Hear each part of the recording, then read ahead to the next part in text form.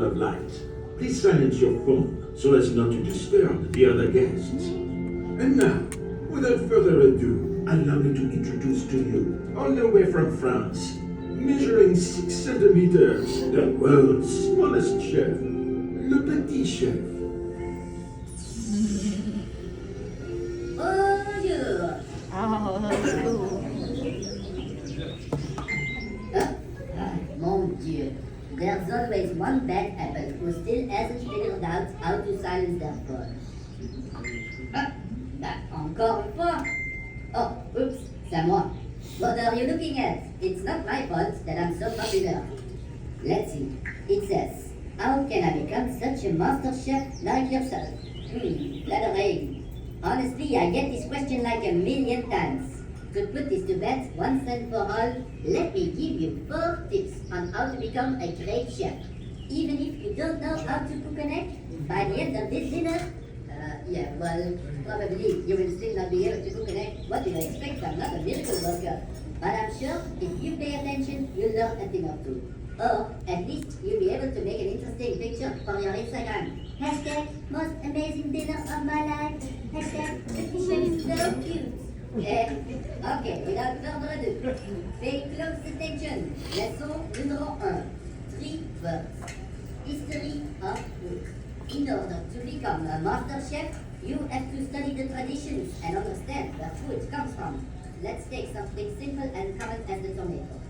Tomatoes don't come from Italy. No. The first tomatoes came from what today is known as Peru. From there, they eventually expanded to Mexico, where they were cultivated by the Aztecs. The Aztecs grew tomatoes on chinampas, which were floating gardens around their capital city Tenochtitlan. In the 16th century, the Spanish conquistador Don Hernán Cortés arrived in the New World.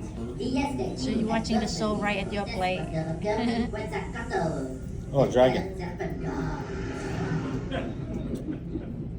But Cortés was out for gold and conquered and destroyed this beautiful Aztec city. When they sailed back to Europe, Cortés took tomato seeds with him.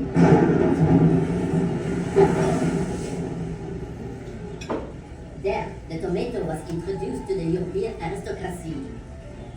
But they got sick from eating tomatoes and even dropped dead. So they started calling it the poison apple. It's like the fairy tale from Snow White, right? Turns out it was because the rich were eating of silvery pewter plates, and the tomatoes, which are high in acidity, dissolved part of the lead from the plates. And so when they ate tomatoes, they got lead poisoning. Finally, in the 19th century, an Italian chef created a pizza to celebrate the visit of Queen Margherita to Naples. He made a pizza with 3 ingredients that represented the colors of the new Italian flag. Red, the tomato sauce. White, Pizza. the mozzarella cheese. Yeah. And green, the basic topping.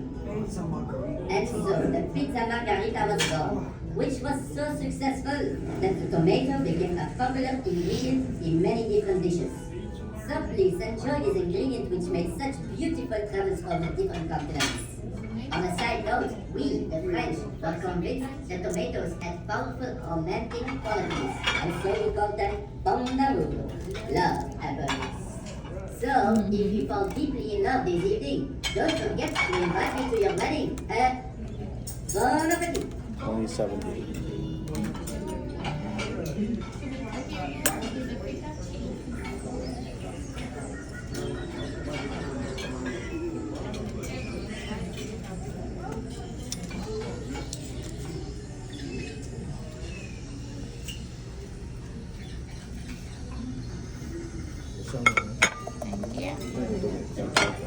Enjoy.